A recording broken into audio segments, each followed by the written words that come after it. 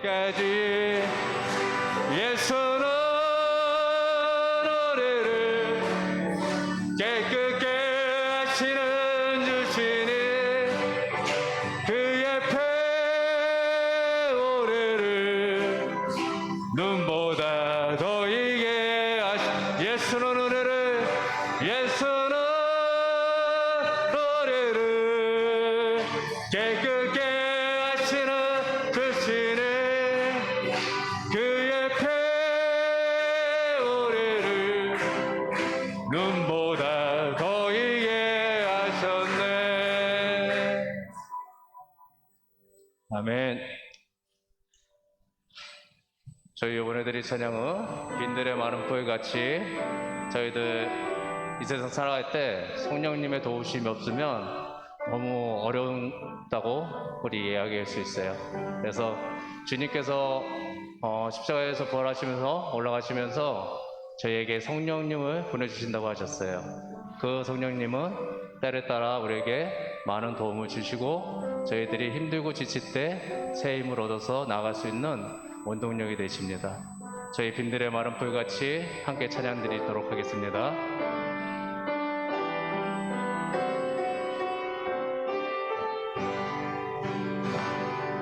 빈들의 마른 풀같이 시들은 나의 영혼 주님의 허락한 성령 간절히 기다리네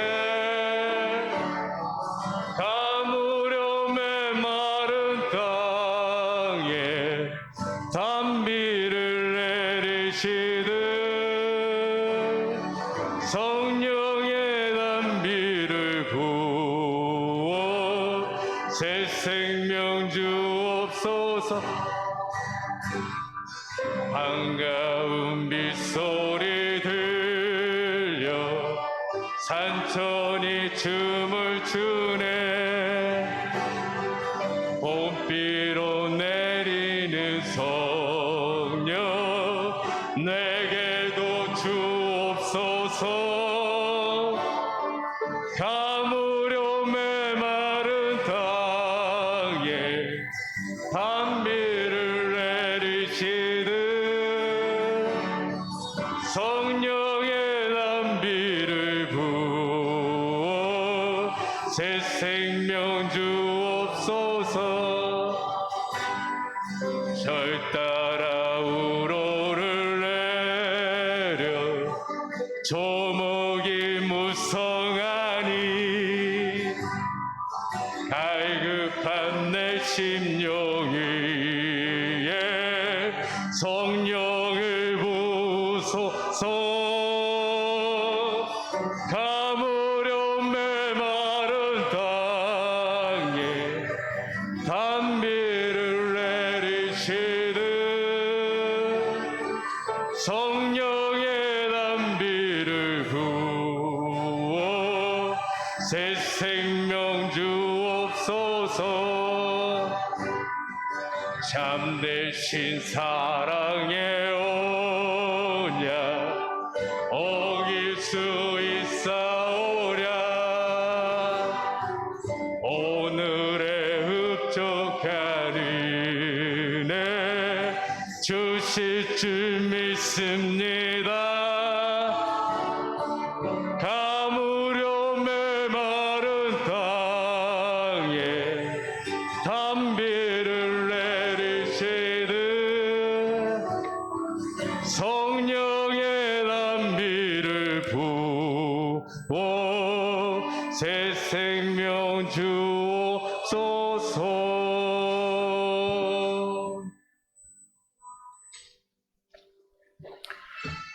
이 시간 나의 기도하는 것보다 다 같이 찬양하시겠습니다.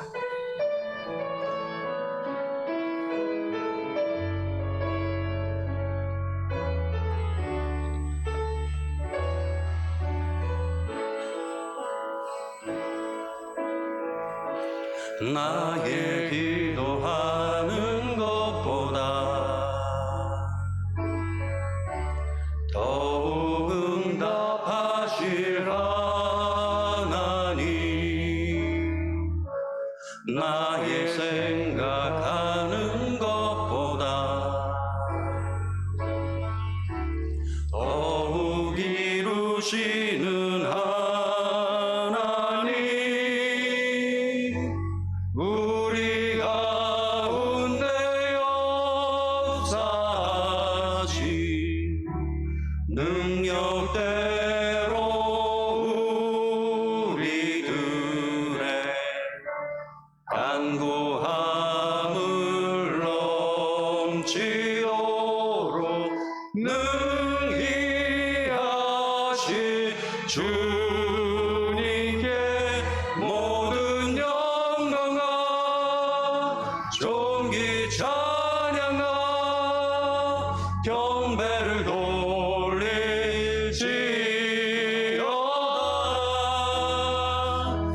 모든 영광과 존귀 찬양과 경배를 돌릴지어다.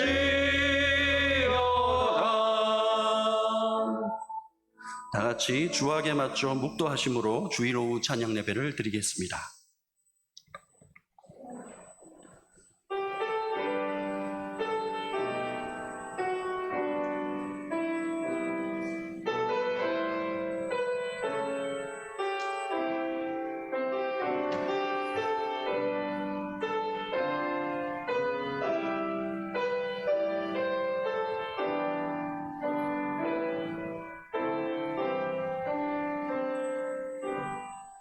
하나님 감사를 드립니다. 새벽부터 이 시간까지 은혜 가운데 우리를 지켜주시고 인도하여 주심에 감사를 드립니다. 우리의 모든 심령 이 자리에 주님 앞에 무릎 꿇어 싸우니 주님의 말씀과 또 찬양과 기도 가운데 주의 음성 듣게 하시고 그 말씀 아래 굴복하게 하시고 그 말씀 따라가서 우리의 삶 속에 생명이 역사하는 삶을 체험할 수 있도록 우리의 삶을 주관하여 주시고 인도하여 주시옵소서. 이 시간 모든 것을 주님께 맡겨오며 예수님 이름으로 기도합니다. 아멘. 다 같이 찬송가 429장을 부르신 후에 우리를 대표해서 임현실 권사님 기도해 주시겠습니다.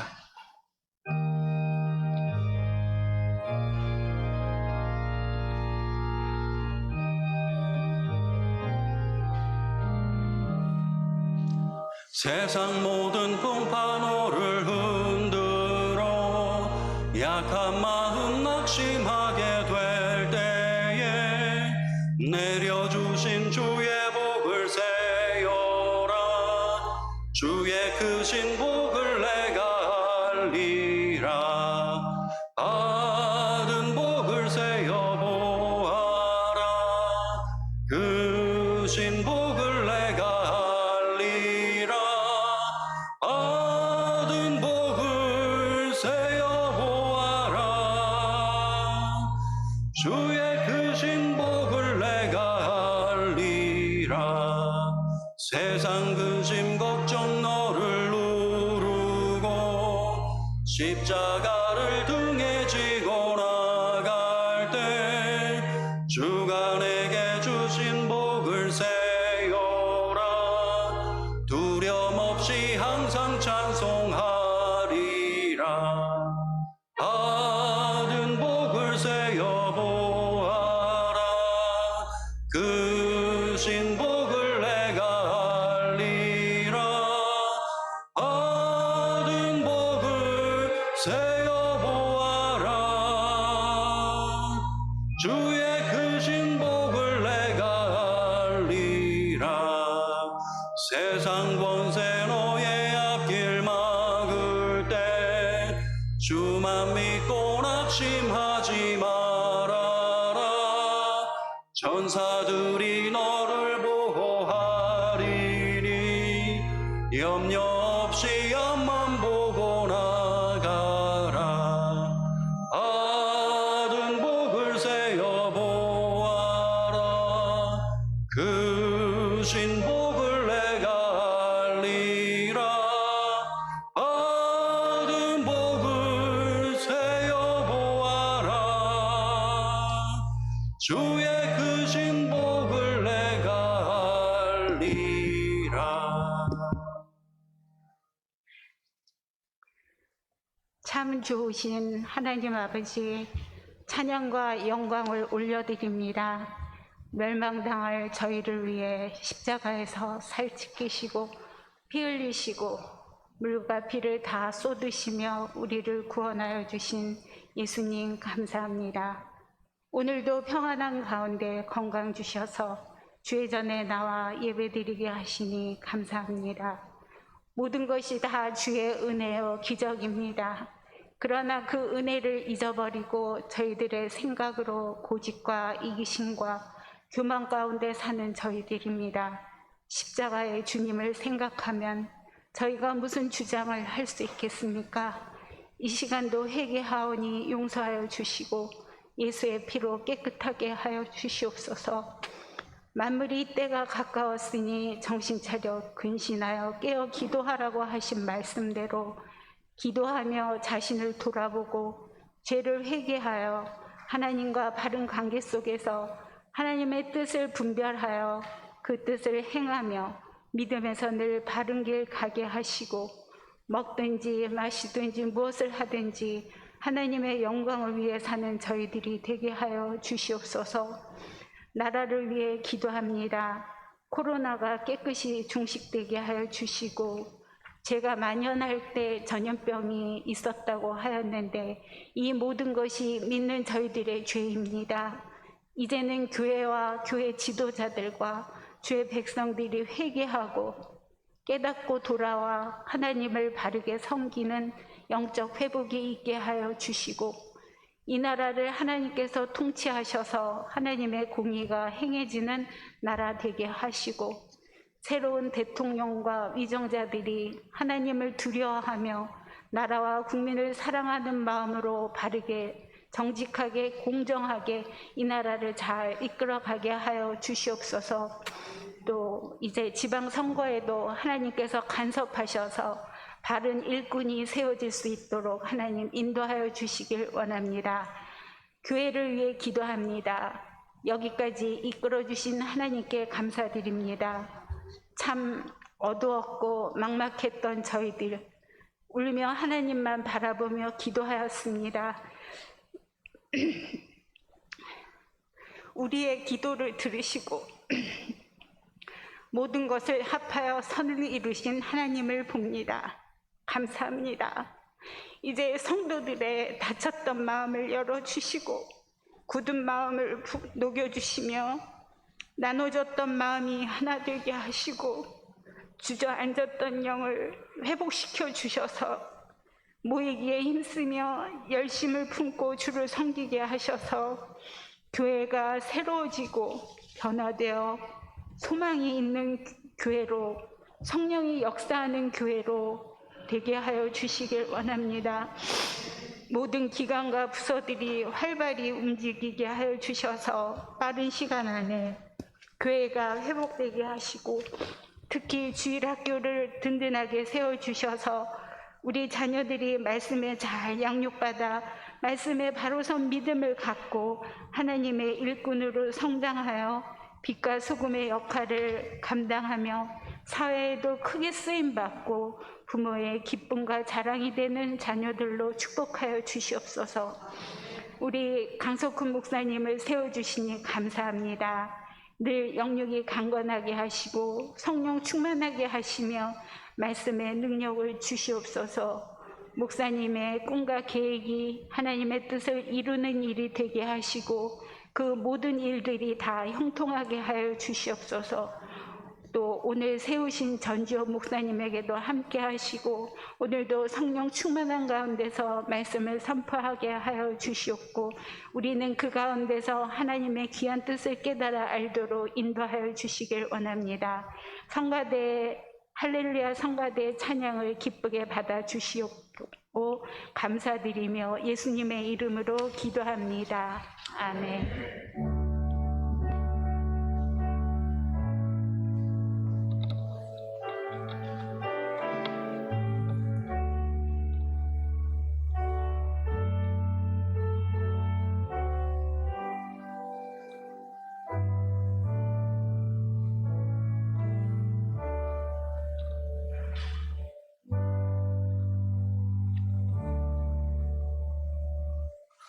오늘 말씀은 사무엘상 3장 10절에서 4장 1절 말씀입니다. 구약성경 412쪽입니다. 구약성경 412쪽 사무엘상 3장 10절에서 4장 1절 말씀입니다. 한 절씩 교독하시겠습니다. 여호와께서 임하여 서서 전과 같이 사무엘아 사무엘아 부르시는지라 사무엘이 이르되 말씀하옵소서 주의 종이 듣겠나이다 하니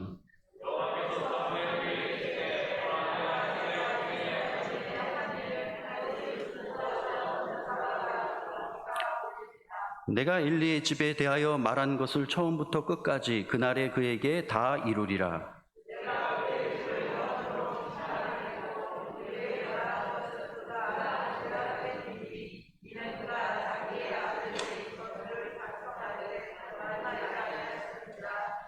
그러므로 내가 엘리의 집에 대하여 맹세하기를 엘리 집의 죄악은 제물로나 예물로나 영원히 속죄함을 받지 못하리라 하였노라 하셨더라.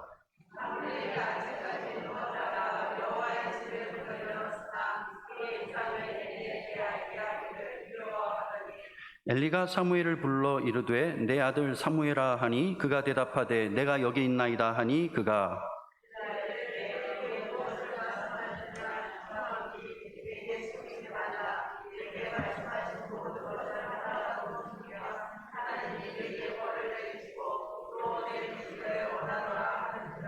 사무엘이 그것을 그에게 자세히 말하고 조금도 숨기지 아니하니 그가 이르되 이는 여호와이시니 선하신 대로 하실 것이니라 하니라.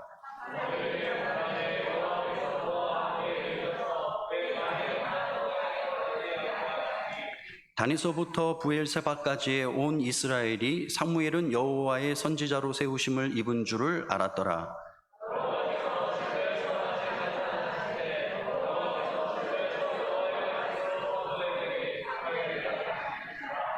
함께 읽겠습니다. 사무엘이 말이 온 이스라엘에 전파되니라. 이스라엘은 나가서 블레셋 사람들과 싸우려고 에벤 에셀 곁에 진치고 블레셋 사람들은 아벡에 진쳤더니. 아멘.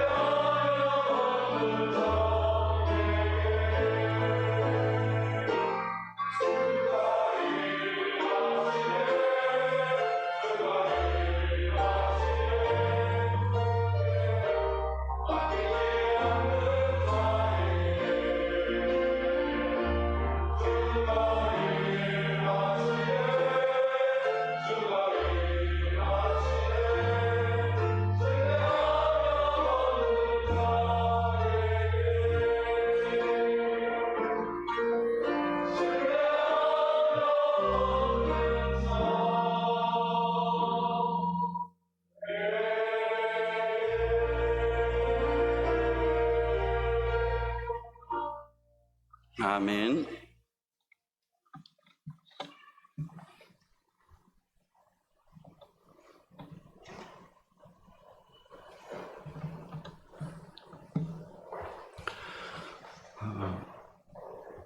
우리가 우리의 삶을 돌아보면서 항상 만족을 하면 좋겠지만 우리의 삶을 돌아보면서 때로는 불만족스럽고 후회스러울 때도 있습니다. 또 그것을 넘어서서 내 뜻과 상관없이 나의 인생이 흘러온 것은 아닌가, 나의 삶을 돌아보면서 문득 그런 생각이 들 때 우리는 우리의 삶에 대해서 자신감을 잃어버리게 되지요. 그래서 우리의 삶 속에 사명, 하나님의 부르심은 너무나도 중요한 것 중에 하나입니다. 사명은 특별한 사람이 가지는 것이 아닙니다. 하나님의 사람이라면 누구나 각자에게 주시는 부르심, 사명이 있습니다. 근데 이 부르심은 우리에게 어떻게 찾아오는가가 참으로 중요한 것이죠. 오늘 말씀 속에서 하나님은 먼저 어린 아이 사무엘을 찾아오십니다. 그리고 말을 걸으시고 말을 거시는 가운데 그의 삶 속에 사명이 점점점 부르심이 그의 삶에 스며들고 있는 것을 보게 됩니다. 오늘 말씀인 사무엘상의 배경은 사사기입니다. 사사기를 대표하는 사사기의 말씀 중에 하나는 그 배경을 얘기하는 것이죠. 사사기 21장 25절을 보면 그때 이스라엘에 왕이 없으므로 사람이 각기 자기의 소견에 오른 대로 행하였더라. 이것이 사사기를 대표해 주는 배경을 얘기해 주는 구절 가운데 하나입니다. 각자 소견에 오른 대로 행하였다라는 것도 표현되지만 왕이 없었다. 그러니까 사사시대라는 거죠. 왕위 제도로 넘어가는 과도기의 과정 속에 있었다는 것을 알 수가 있습니다. 그리고 오늘 말씀의 배경인 3장 1절이 오늘 말씀의 배경이기도 하지만 또 당시의 상황을 대변해 주는 말씀이기도 합니다. 사무엘상 3장 1절을 보면 아이 사무엘이 엘리 앞에서 여호와를 섬길 때에는 여호와의 말씀이 희귀하여 이상이 흔히 보이지 않았더라. 이거를 다른 성경에서는 어떻게 번역하고 있느냐? 현대어 번역을 보면 어떤 사람에게 직접 말씀을 하시거나 꿈에 나타나시는 일이 거의 없었다라는 겁니다. 그러니까 오늘날과 다르게 오늘날은 이 성경 66권이 우리의 손에 누구의 손에게나 다 주어져 있었지만 당시에는 성경이라는 것이 특별한 사람들에게만 있었고 또 회당 중심으로 있었다는 것은 누구나가 다 특별한 사람에게만 있었다는 것은 누구나 다 아는 일입니다. 그렇기 때문에 하나님께서 자신의 백성에게 대화를 거시는 방법은 오늘날과 같은 방법과는 좀 더 직접적인 방법이었죠. 어떤 사람에게 직접 말씀을 하시거나 꿈에 나타나시는 일이 종종 있었는데 이 시대에는 거의 없었다라는 것을 얘기해 주고 있는 것입니다. 그런데 오늘 3장 1절의 표현에서도 아이 사무엘이 엘리 앞에서 여호와를 섬길 때에 라고 말합니다. 그러니까 엘리 제사장이 어떤 사람이라는 것은 누구나 다 알고 있습니다. 엘리의 두 아들이 누구죠? 홈니와 비느하스입니다. 엘리 제사장의 밑에 영향력 아래에서 자란 두 아들은 어떤 제사장이라는 것을 누구나 다 알고 있는 것이죠.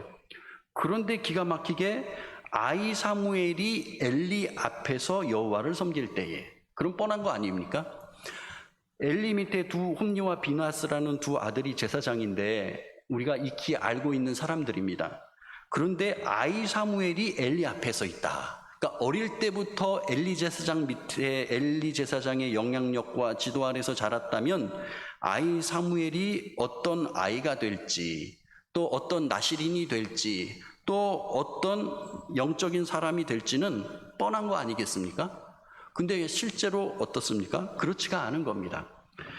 엘리라는 제사장 밑에 두 아들, 영향력을 받은 두 아들은 완전히 제사장 같지 않은 제사장으로서 그 모습을 열매 맺는 것을 보는데, 반면에 아이 사무엘은 어머니의 품을 떠나서 아이 때부터 엘리 앞에서 제사장 훈련을 받았는데 엘리와는 180도 다른 영적인 지도자로 또 세워지는 겁니다. 그러니까 이게 참 희망적이면서도 부정적이면서도 긍정적인 겁니다. 엘리 제사장 밑에 있다고 해서 사무엘과 같은 영적인 훌륭한 지도자가 나오지 말라는 법이 없고, 또 엘리 제사장과 같은 밑에서는 홈니와 비느하스 같은 아들이 나오는 것은 또 당연한 일이기도 한 겁니다. 근데 또 반면에 이스라엘 백성들이 모여서 늙은 사무엘에게 왕을 세워달라고 하니까 그때 사무엘이 두 아들을 언급할 때 그 두 아들은 또 어떤 아들입니까? 사무엘과 같은 영성 있는 그 영적인 지도자 밑에서 자라난 두 아들이라면 얼마나 훌륭할 것 같습니까?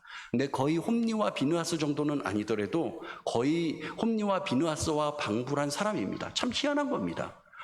훌륭하지 않은 엘리 제사장 밑에서 훌륭한 영적인 지도자가 나오지 말라는 법이 없고, 또 반대로 훌륭한 사무엘 밑에서 망나니와 같은 두 아들이 나오지 말라는 법도 없는 겁니다. 그러니까 이게 긍정적이면서도 뭡니까? 부정적이기도 한 겁니다. 그러니까 되게 희망적인 것은 뭡니까? 사사시대라는 암울한 시대 속에서 엘리 제사장과 같은 영성을 가지고 있는 사람 미칠지라도 하나님께서 사무엘에게 다가가셔서 대화를 거시고 그를 부르시고 그를 인도하시고 또 그를 하나님의 사람으로 세워가시고 그를 통해서 하나님의 뜻을 이루어 가실 수 있다는 진정한 희망을 우리에게 보여주시는 것이죠. 다니엘하고는 또 다릅니다. 다니엘은 청소년 이상이죠. 나이가, 사무엘은 아이 때부터, 거의 아기 때부터 자란 겁니다. 그냥 걸음마만 할 수 있을 정도가 되지 않았을까 싶습니다.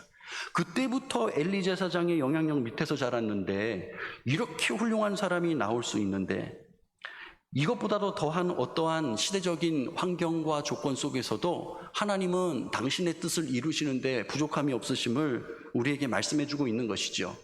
근데 기가 막히게 이 사무엘서를 읽으면서 제 마음이 동하는 것 중에 하나는 하나님께서 사무엘을 너무 사랑하시는 겁니다. 여러분, 그 하나님이 사무엘아 사무엘아 잠자리에서 부르셨는데 몇 번 부르셨는지 아십니까? 우리 보통 3번이라고 기억합니다. 그죠? 근데 3번이 아니라 몇 번을 부르십니까? 4번째까지 부르십니다. 그러니까 말귀를 못 알아듣는 이 사무엘에게 하나님께서는 계속 사무엘아, 사무엘아, 사무엘아, 사무엘아 계속 부르십니다. 누가 알아챌 때까지? 제사장인 엘리, 영성이 없어 보이는 엘리 제사장이 알아먹을 때까지 뭡니까? 계속해서 부르시는데 하나님이 애가 타요. 4번씩이나 불었는데 그때서야 엘리가 가르쳐 주니까는 하나님의 음성이라는 것을 그제서야 아는 사무엘의 모습을 봅니다. 그걸 보면서 우리는 뭐 사무엘이 말귀를 못 알아듣는다. 아이니까 말귀를, 하나님의 음성을 이전까지도 이러한 방식으로는 들었는지 모르겠지만 잘 못 들었을 뿐만 아니라 아이지 않습니까? 엘리 제사장이 알 정도면 진짜 말귀를 못 알아들은 이 아이입니다. 근데 누가 속이 타요? 우리는 보통 하나님의 음성을 듣고 싶어서 기도합니다. 그러면 막 하나님의 음성을 듣기 위해서 몸부림치지요. 근데 아이 사무엘은 뭐예요? 아무 생각이 없어요. 하나님의 음성 뭐 듣고 싶겠죠. 근데 뭐 그런 어른들이 말하는 그런 하나님의 음성을 간절히 듣고 싶고, 이 어려운 상황 속에서나 이 중요한 문제를 결정하는 그 속에서 하나님의 뜻을 알고 싶어서 몸부림치는 그런 하나님의 음성 듣고 싶은 사무엘이 아닙니다. 아무 생각이 없는 순수한 아이입니다. 그 말귀를 못 알아먹는 아이에게 하나님께서는 계속 사무엘아, 사무엘아, 사무엘을 계속 부르십니다. 얼마나 애가 타면. 그리고 굳이 세상에 사람이 얼마나 많은데 굳이 왜 사무엘을 찾아서 사무엘에게 자꾸 얘기를 거시는 겁니까? 세상에 이 사무엘과 같은 사람이 진짜 없었나요? 엘리야 선지자가 하나님 앞에서 나만 남았다고 얘기했을 때 하나님은 바알에게 무릎 꿇지 않는 수많은 사람들을 또 얘기해 주셨습니다.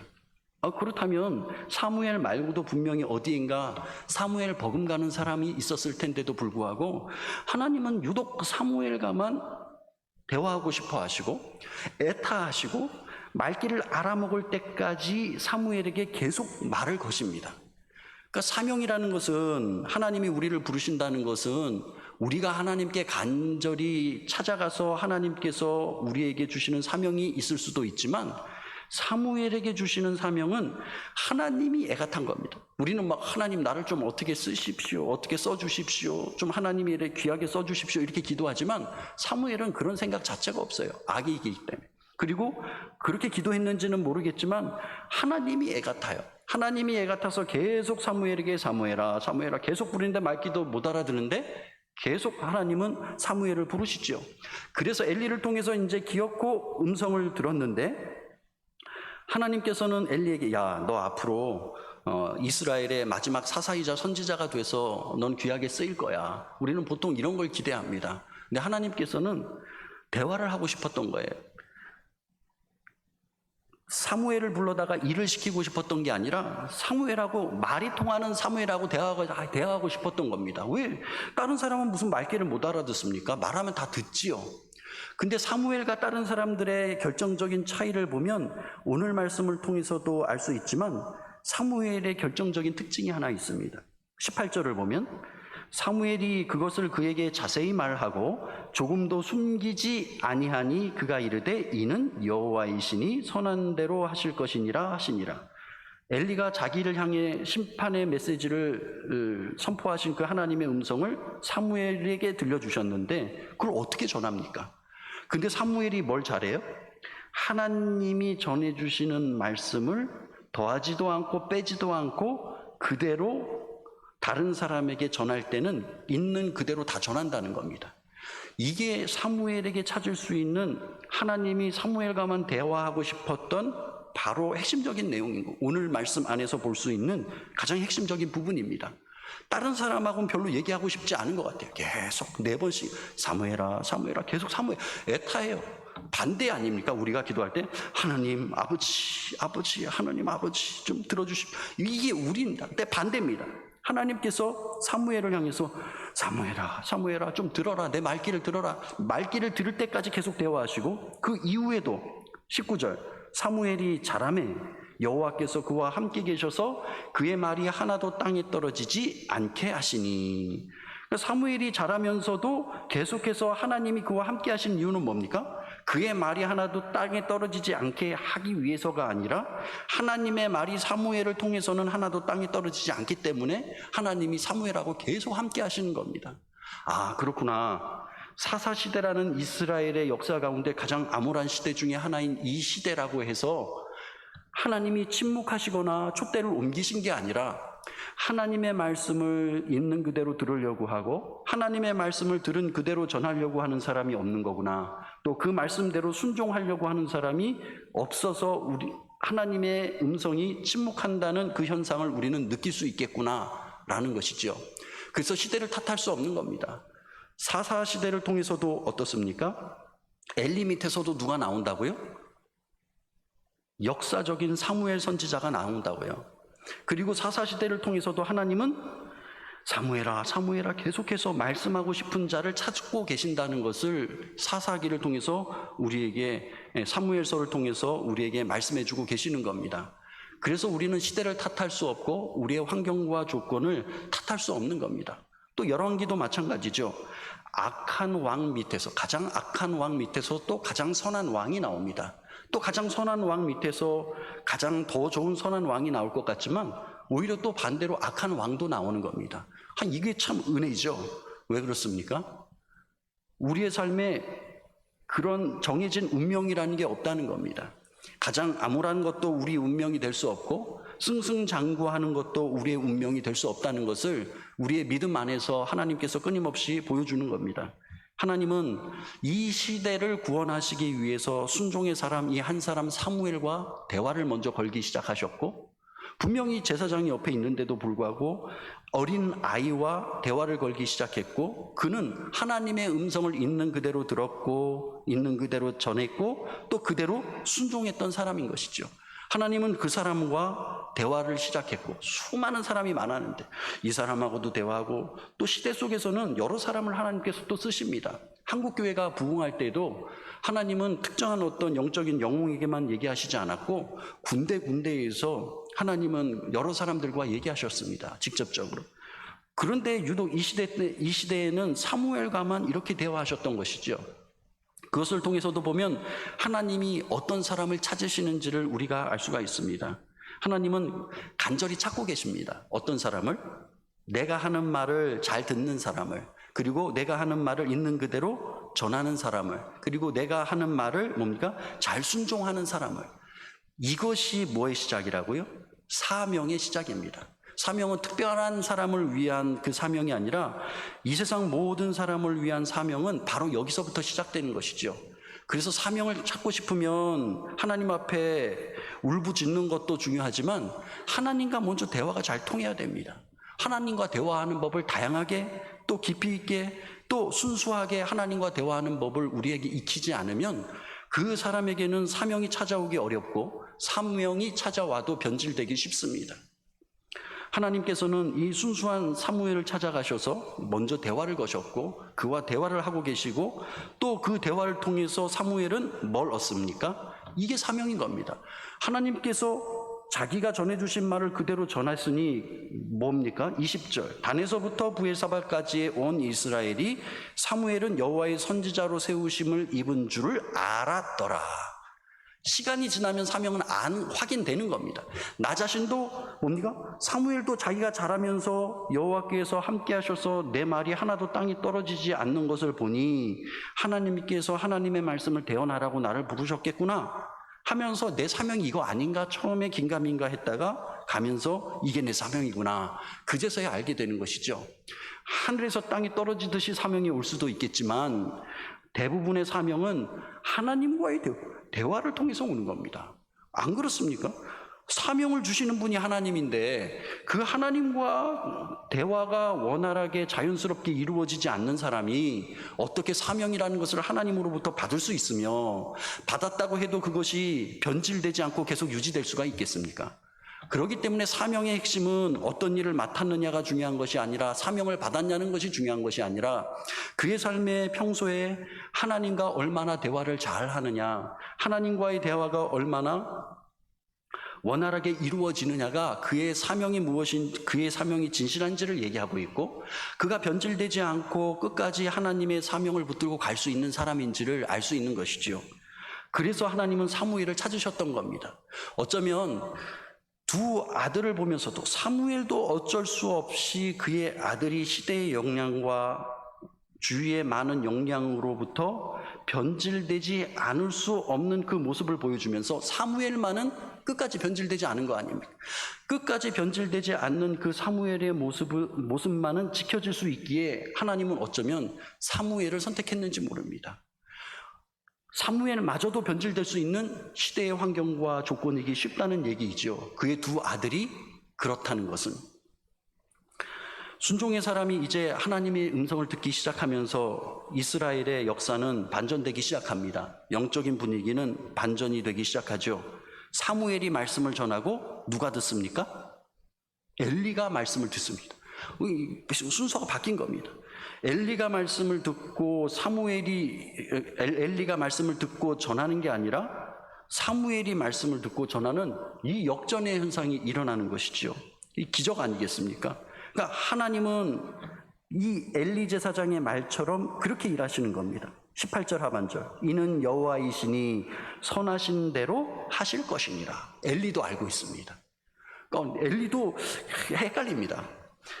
엘리도 영성이 없는 것 같으면서도 있습니다. 왜요? 하나님의 뜻이 분명하다는 건 인정하지 않을 수 없으니까. 사무엘 통해서 역사하는 것을 보면서 그러니까 그가 이르되 이는 여호와이시니 선하신 대로 하실 것이니라. 그도 부인할 수 없었던 겁니다. 이걸로 보면 또 엘리는 충분히 영성이 또 있었던 사람입니다. 사명이라는 것은 우리의 삶 속에 하나님을 위해서 헌신하는 게 아닙니다. 하나님의 말을 잘 듣는 겁니다. 하나님의 말귀를 잘 알아듣는 것이죠. 그러니까 그의 삶 속에 반드시 뭐가 살아있어야 됩니까? 말씀과 기도가 살아있어야 됩니다. 말씀과 기도가 살아있지 않는 사람이 무슨 사명자입니까? 하나님이 땅에 떨어지듯이 그에게 사명을 줄 수 있지요. 근데 그건 반드시 뭐 한다고? 100% 변질된다고요. 그리고 사명이 아닐 수 있다. 그 사명이 주어졌는지는 하나님과의 대화하는 모습을 보면 알 수 있고 그것이 변질되지 않을지는 그가 하나님과 대화하며 순종하는 것을 보면 알 수 있는 겁니다. 그런데 우리는 뭐만 보죠? 그 사명이 능력이 있는 거냐, 그 사명이 얼마나 능력이 나타나느냐에 우리는 초점을 맞추고 있는 것이죠. 사명이란 것은 하나님이 주시는 것이기 때문에 처음부터 끝까지 하나님하고 대화가 잘 통해야 됩니다. 그 사명을 어깨에 짊어지고 하나님과 끊임없이 대화하는 것을 통해서, 순종하는 것을 통해서 그 사명이 사명되는 것을 점차 인정받는 것이죠. 그래서 뭐라고요? 단에서부터 브엘사바까지의 온 이스라엘이 사무엘은 여호와의 선지자로 세우심을 입은 줄을 알았더라. 그제서야 안 것이죠.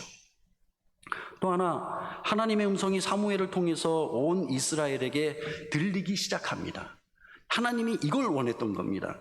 하나님의 음성이 사무엘하고 대화를 하면서 사무엘하고 좋은 시간만을 갖기 위한 것이 아니라 온 이스라엘과 하나님은 대화하고 싶었던 겁니다. 사무엘을 통해서. 하나님은 사무엘이 자라는 동안 함께 하셔서 그가 한 말을 모두 이루어지게 하는 것을 통해서 이 시대에도 하나님의 음성이 들리는구나. 우리의 패역한 모습 속에서도 하나님은 우리와 사무엘을 부르실 때 4번이나 간절하게 대화를 거셨던 것처럼 우리에게도 대화하고 싶어 하시는구나. 하나님과 우리가 대화되지 않는 이유는 딱 하나구나. 우리가 듣고 싶은 대로 듣거나 하나님이 우리에게 들려주시는 것을 그대로 전하지 않거나 하나님이 들려주시는 것을 순종하지 않거나이구나 라는 것을 우리에게 말씀해주고 있는 겁니다. 하나님은 시대와 상관없이 하나님의 온 이스라엘에게 대화를 걸고 싶으셨던 것입니다. 사명의 길도 믿음의 길처럼 알고 간다기보다는 그래서 가면서 알아가는 겁니다. 제일 무서운 건 난 사명이 이거야 이렇게 말하는 사람입니다. 저는 지금도 목사이지만 목사가 진정으로 나의 사명인지 헷갈릴 때가 많습니다. 내가 목사이면서도 내가 목사 맞나? 이렇게 생각될 때가 종종 있습니다. 그걸 통해서 그럼 나 목사 아닌가? 그것도 아니죠. 끝까지 가봐야 아는 겁니다. 끝까지 가봐야 하나님께서 나를 진짜 목사로 불러주셨는지 나도 그제서야 아는 겁니다. 근데 다른 사람들은 어떻다요? 더 말할 것도 없는 것이죠. 하나님은 사무엘이 머물던 이 실로에서 계속해서 누구를 통해서? 사무엘을 통해서 당신을 나타나십니다. 왜 하나님은 전지전능하시고 모든 일을 다 하시는 분인데 왜 유독 실로에서 여호와의 말씀으로 사무엘에게 자기를 나타내십니까? 전지전능하신 분이 이스라엘 땅, 이 작은 이스라엘 땅 안에만 제한되는 것도 웃긴 거 아닙니까? 이 세상에는 큰 제국들이 얼마나 많습니까? 이 이스라엘 땅보다 더 큰 여러 주위의 족속들도 많았고 대형 제국들도 너무나도 많았는데 이스라엘을 통해서 말씀을 거시는 것도 웃긴 거지만 그 이스라엘 안에서도 실로 안에서도 사무엘하고만 자꾸 대화하시는 게 너무 웃기지 않습니까? 그런데 하나님은 이렇게 웃겨 보이는 방법을 통해서도 당신이 얘기하고 싶은 사람에게 얘기한다는 것입니다. 그것이 하나님이 이 땅 속에서 당신의 구원을 또 당신의 음성을 들려주시는 방법이지요. 유독 사무엘이 있는 곳에서만 하나님의 음성이 명확해집니다. 다른 데도 하나님의 음성이 있죠. 다른 데도 하나님의 음성이 다 있습니다. 근데 다 어때요? 헷갈립니다. 나도 내가 목사인가 아닌가 나도 헷갈리지만 하나님이 유독 저곳에서는 하나님께서 그를 부르셨다는 그 부르심이 확실한, 그리고 또 그곳에 하나님의 백성이 끊임없이 그것을 온 이스라엘이 사무엘은 여호와의 선지자로 세우심을 입은 줄을 알았다는 고백이 그 땅 가운데서 나오는 것처럼 우리의 입을 통해 나오게 하시는 것이죠. 단지 사무엘은 그의 삶 속에 하나님과 대화를 시작했습니다. 그것도 뭐예요? 하나님이 애가 타서 당신이 직접 먼저 찾아와서 사무엘과 대화한 것뿐입니다. 그리고 하나님과 대화를 했는데 대화한 내용이 뭐라고요? 시대에 관한 이야기입니다. 그러니까는 하나님과 대화를 시작했고 또 하나님과 대화한 내용이 시대에 관한 내용이니까 사무엘은 뭡니까? 이 시대에 관한 내용을 다른 사람들보다 먼저 알고 제대로 아는 시대의 영적인 지도자가 될 수밖에 없는 것이죠. 그는 한 번도 시대의 영적인 지도자가 되기 위해서 꿈꿔본 적이 없습니다. 성경 말씀을 통해서 보면 1%도 꿈꿔본 적이 없습니다. 성경 말씀 안에서만 보면 하나님이 애타서 먼저 찾아와 주셔서 그에게 말씀을 걸며 시대에 관한 이야기를 했고 또 사명에 관한 얘기를 하기도 전에 엘리 집안의 심판에 관한 얘기를 했을 뿐입니다. 엘리 집안에 대한 심판에 관한 얘기는 이스라엘 전체의 운명과도 같은 일이기 때문에 시대에 관한 일이죠. 그렇기 때문에 시대에 관한 일을 하나님의 뜻을 알기 때문에 사무엘은 자연스럽게 자신의 사명이 영적인 지도자로서 세워져 간 것입니다. 시대를 향한 하나님의 뜻을 가지고 꿈꿨던 것도 아니고 그것을 하고 싶었던 것도 아닌지 모릅니다. 그렇지만 그는 하나님이 그렇게 인도하셨습니다. 자기도 모르게. 어쩌면 자기는 하고 싶지 않았을지 모릅니다. 근데 하나님께서는 그를 어떻게 해요? 온 이스라엘이 사무엘은 여호와의 선지자로 세우심을 입은 줄을 알게 만든 겁니다. 이건 하고 싶어도 해야 되는 겁니다. 순종이 대화의 문을 열었고 열린 대화의 문은 사명을 감당하는 길로 이어진 것입니다. 얼마나 열정과 능력이 있는가 보다 더 중요한 것이 있는데 그것은 먼저 하나님과 대화를 얼마나 잘 하는가입니다. 우리의 영성을 점검할 때 항상 그것을 점검하셔야 됩니다. 제일 무서운 게 뭐냐? 열정과 능력이 있는 게 제일 무섭습니다. 열정과 능력이 하나님과의 대화를 통해서 충분하게 통제되지 않으면 그것은 변질된 사명이 되는 겁니다. 변질된 헌신이 되는 것이죠. 그래서 얼마나 열정과 능력이 있는가 보다 항상 나의 영성을 점검할 때 먼저 하나님과 내가 대화는 잘하고 있는가? 하나님이 조금만 힌트를 줘도 나는 예민하게 탁 알아채고 있는가? 그 말씀에 순종하고 있는가? 그래서 대화가 순종이고 순종이 사명입니다. 그것이 순서입니다. 사무엘은 자신의 의사와는 전혀 상관없이 어머니 한나, 나실인 서원으로 성소에 있었습니다. 사무엘은 단지 하나님과 대화한 것뿐입니다. 하나님과 대화하고 그 말씀을 따라가니 그 말씀대로 일이 이루어졌지요. 하나님은 당신의 말씀을 있는 그대로 이루시기 때문입니다. 그리고 하나님과 대화하니 그 대화가 시대를 이야기하시는 것이고 사무엘은 그것을 있는 그대로 전달한 것뿐입니다. 그 전달한 하나님의 말씀이 현실에서 그대로 또 이루어진 것뿐이지요. 자신도 모르게 시대를 말한 것이 되었을 뿐이고 그 시대의 지도자가 되어 있는 자신을 나중에서야 점차적으로 발견하게 된 것입니다. 이것이 사무엘의 사명입니다. 어쩌면 한국교회가 지금의 모습이 된 것은 바로 이것입니다. 하나님을 향한 열정과 헌신, 봉사와 충성이 이 세상에서 우리 대한민국 그리스도인들보다 더한 민족이 있나요? 저는 들어본 적이 없습니다. 그것으로 우리는 절대 우리를 앞서갈 민족이 없다고 생각합니다. 근데 그것이 문제였습니다. 왜요? 하나님과 대화하는 것을 너무나도 잘해서 하나님이 주신 사랑과 은혜를 가지고 그 사명의 길로 갔는데 사명만 남고 하나님과의 대화에 능통했던 그 진정한 우리의 능력을 잃어버린 것입니다. 그러니 헌신과 열정과 능력만이 남고 하나님과의 대화는 사라져버린 것이죠. 하나님과의 대화가 순종을 불러왔고 순종이 결국 선지자라는 사명의 자리에 이르게 한 것입니다. 그런데 하나님께 깊이 뿌리 내린 사무엘의 사명은 그가 하나님 앞에 이를 때까지 자신이 해야 할 일을 만들어 주었습니다. 그리고 삶의 의미를 주었습니다. 그리고 더 살아야 될 이유가 되었습니다. 그리고 삶의 기쁨과 능력이 되었습니다. 그래서 사명이 중요한 겁니다. 사명이 있는 사람은 못 죽습니다. 왜요? 살아야 될 이유이기 때문에, 해야 할 것이 있기 때문에. 근데 이 하나님과의 대화와 순종이 빠진 사명의 자리 속에서는 자기가 하고 싶은 일을 끝까지 하는 겁니다. 자기가 해야 될 일을 하는 것이죠. 그러나 내 마음 영적인 깊은 곳에서는 늘 뭡니까? 삶의 회의와 또 영적인 이 고갈들이 우리의 삶 속에 끊임없이 찾아오는 것이죠. 더 살고 싶다면 사명자가 되어야 됩니다. 또 삶의 의미를 갖고 싶다면 사명자로 살아야 됩니다.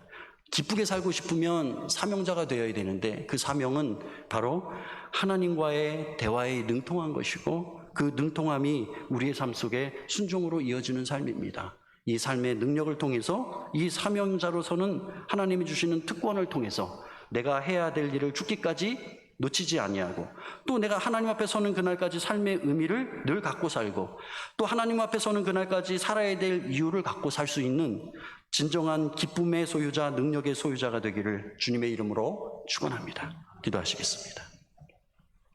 주님, 하나님께서 한국교회를 너무 축복해 주셨습니다. 헌신, 봉사, 충성, 열정 이것으로는 우리를 앞서갈 사람이 없다고 우리는 자부합니다. 그런데 시간이 지나면서 하나님과의 대화는 사라지고 사명만 남고 헌신, 봉사, 충성만 남았는데 오히려 그것이 우리를 스스로 무릎 꿇게 만드는, 주저앉게 만드는 것이 되어버렸습니다. 주님, 우리의 삶 속에 사명이 기쁨이 되고 사명이 살아야 될 이유가 되고 사명이 우리가 죽기까지 해야 될 일이 있는 자가 될 수 있는 참다운 기쁨의 소유자, 능력의 소유자가 될 수 있도록 늘 하나님과의 대화를 놓치지 않게 하시고 하나님과의 깊은 대화를 통해서 끊임없이 하나님의 주신 것들이 우리에게 더욱 귀한 것들이 될 수 있도록 순간순간마다 우리를 주장하여 주시고 인도하여 주시옵소서. 감사를 드리며 예수님 이름으로 기도합니다. 아멘. 다 같이 찬송가 453장을 부르시겠습니다.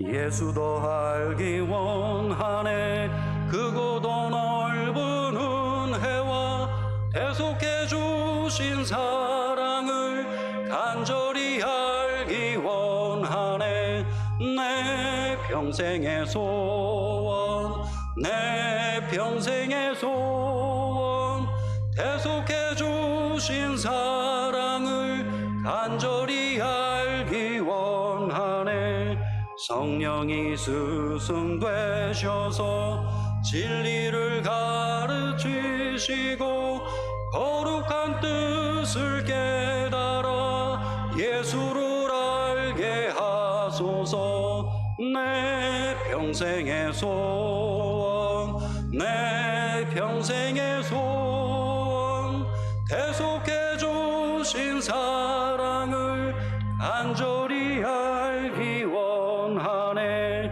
성령의 감화 받아서 하나님 말씀 배우니 그 말씀 한 절 한 절이 내 맘에 교훈 되도다 내 평생의 소원 내 평생의 소원 대속해 주신 사랑을 간절히 알기 원하네 예수가 계신 보좌는 영광에 둘려 있도다 평화의 왕이 오시니 그 나라 왕성하도다 내 평생의 소원 내 평생의 소원 대속해 주신 사랑을 간절히 알기 원하네.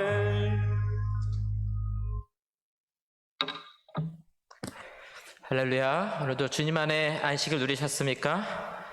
네. 우리 주일 예배를 통해서 하나님 신 참된 평안과 또 안식을 맛보아야 또 우리가 한 주를 또 믿음으로 승리하게 될 줄 믿습니다. 늘 사모하는 심령을 가지고 살아가시고 또 이번 한 주간 주중에 있는 예배, 새벽 예배 여러분들 사모하는 마음으로 함께 동참해 주시기 바랍니다. 그 새벽에 자꾸 다른 교회 성도님들이 부흥회 가고 있어가지고 좋으면서도 안타깝습니다. 우리 성도들이 부흥회 가셔야 되는데 자꾸 다른 교회 성도님들 오셔가지고 그래서 좀 방송을 준비하고 있으니까요. 여러분들이 기대하고 또 사모하시고 함께 은혜 받으셨으면 좋겠습니다. 광고 말씀드리겠습니다. 오늘 예배 후에 무교양실에서 정기당에 있고요. 4시에 있습니다. 리브가 전도의 야외 예배에 있습니다. 우리 전도회 회원들 함께 참석하셔서 아름다운 교제 시간 나누실 수 있도록 이왕 가시는 거니까 아주 즐겁게 잘 다녀오시면 좋겠습니다. 다른 전도회도 잘 기획하셔가지고 이제 우리가 한번 잘 모여보자, 힘써보자 이렇게 해주시면 좋을 것 같습니다. 또 이번 주부터 전도팀 모임 있으니까요. 여러분들 참석해 주시고 물티슈 안 가져가신 분들은 오후에 나가시면서 꼭 챙겨 가져가셔서 전도용으로 사용해 주시기 바랍니다. 이게 코로나 때문에 전도를 오랫동안 못했잖아요. 한국교회가 다 못했는데 다시 좀 힘을 내서 하셔야 돼요. 항상 첫 번째가 어렵지 한 번만 하면 그 다음부터는 쉽습니다. 그리고 굉장히 신기한 게 제가 이제 전도팀 전도 훈련 이런 걸 맡아서 좀 했었는데 저도 그 팀을 학기 중에 개설해서 모이잖아요. 그럼 이상하게 복음을 제시할 기회가 생겨요. 방학 동안에 그 팀을 이제 훈련을 안 시키면 저도 이상하게 그럴 기회가 없는데 한번 딱 훈련이 시작되면 이상하게 또 이렇게 복음을 제시할 기회가 생겨서 복음을 전하고 또 영접하고 그럼 굉장히 감격스럽잖아요. 굉장히 기쁨이 있어요.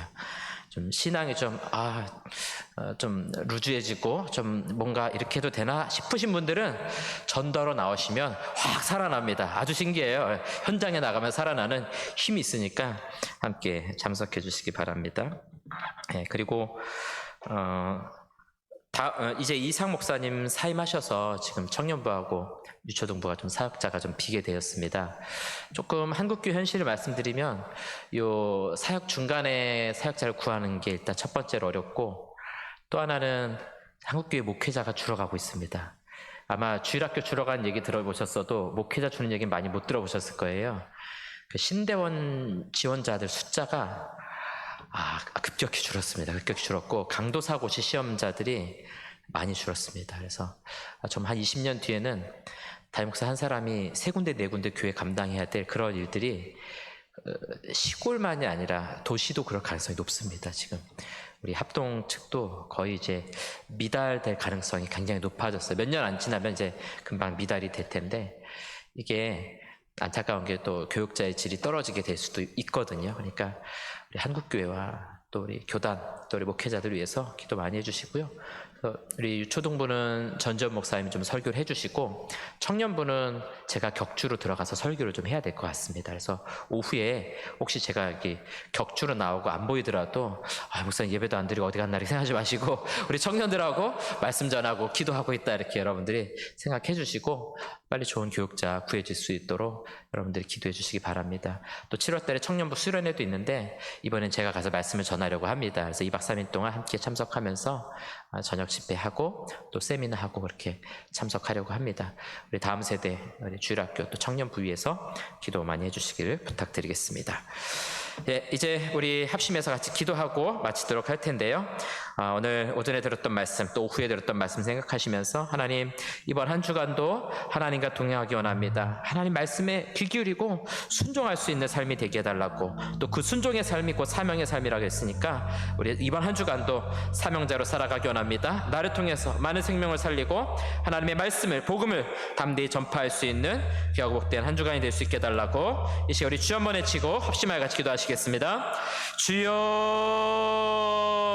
사랑하는 아버지 하나님, 오늘 거룩한 주일 주님 앞에 나와 예배하며 또 하나님의 귀한 은혜를 우리 가운데 부어주시니 감사합니다. 아버지 하나님, 이번 한 주간도 주시는 말씀 붙들고 믿음으로 살아가기 원합니다. 하나님과 동행하게 하시고 우리에게 주신 하나님 말씀에 귀 기울일 수 있도록 우리의 마음의 문을 여시고 우리의 귀를 열어주시옵소서. 우리의 눈을 열어 복음을 전해야 될 우리 대상자들을 바라볼 수 있도록 아버지 인도하여 주시옵소서. 이것이 사명인 것을 기억하면서 이번 한 주간도, 아니 우리의 평생이 사명자의 삶을 살아갈 수 있도록 하나님 역사하여 주시옵소서. 하나님이 기뻐하신 일들 가운데 충성하기 원합나이다. 하나님이 원하시는 자리에 우리가 나아갈 수 있는 하나님의 사람들, 믿음의 사람들 다 될 수 있도록 아버지 인도하여 주시옵소서. 이번 한 주간 우리 학업과 또 하나님 우리 직장과 또 우리 사업장 가운데 또 만나는 많은 사람들 가운데 하나님이 기뻐하시는 일들로 나아가게 하시고 복음을 전할 수 있는 복음 전파자의 사명자의 삶을 살아갈 수 있는 귀하고 복된 한 주 될 수 있도록 아버지 인도하여 주시옵소서. 우리와 교회와 함께 하시고 우리 교회가 부흥케 하시며 하나님 말씀 가운데 굳건히 서갈 수 있는 우리 교회 될 수 있도록 하나님 역사하여 주시옵소서. 사랑하는 하나님 아버지, 감사합니다. 오늘 거룩하고 복된 날 또 예배를 통해서 살아계신 하나님을 만나게 하시고 또 주시는 말씀 믿음으로 받게 하시니 감사합니다. 이번 한 주간도 하나님과 동행하며 또 주신 말씀 붙들고 순종하며 믿음으로 나아가는 사명자의 삶이 다 될 수 있도록 하나님 인도하여 주시옵소서. 이 한 주간 우리가 만나는 많은 사람들에게 복음을 전하는 삶이 되게 하시고 또 하나님이 기뻐하시는 우리의 입술이 될 수 있도록 도와주시옵소서. 우리 학교에서 또 직장에서 사업장에서 우리 가정에서 또 내 곁에 만나는 많은 사람들 가운데 하나님이 기뻐하실 뜻이 무엇인지 우리가 고민하고 또 그렇게 순종하며 믿음으로 승리할 수 있는 귀하고 복된 한 주가 될 수 있도록 하나님 역사하여 주시옵소서. 이제는 우리 주 예수 그리스도의 은혜와 하나님 아버지의 크신 사랑과 성령의 위로 교통하심이 오늘 거룩하고 복된 날 주의 귀한 말씀을 통하여 은혜 받고 또 그 말씀대로 순종하며 또 그 뜻대로 살아가기로 결단하며 이번 한 주간 우리가 가는 곳마다 복음 전파자의 삶으로 또 사명자의 삶으로 살아가기로 결단하는 사랑하는 우리 모든 성도들과 우리의 가정과 직장과 사업장 위에 사랑하는 우리 교회 위에 이제로부터 영원토록 함께 있을지어다. 아멘.